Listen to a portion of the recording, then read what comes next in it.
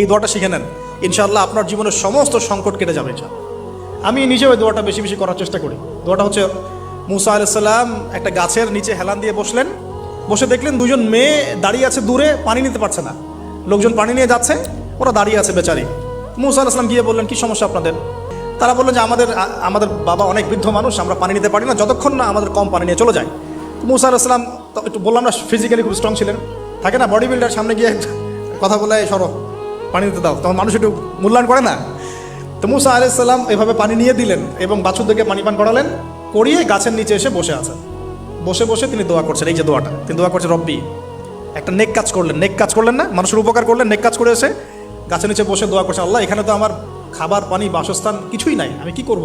রব্বি ইন্নি লিমা আনজালতা ইলাইয়া মিন খায়রিন ফাকির, রব্বি ইন্নি লিমা আনজালতা ইলাইয়া মিন খায়রিন ফাকির।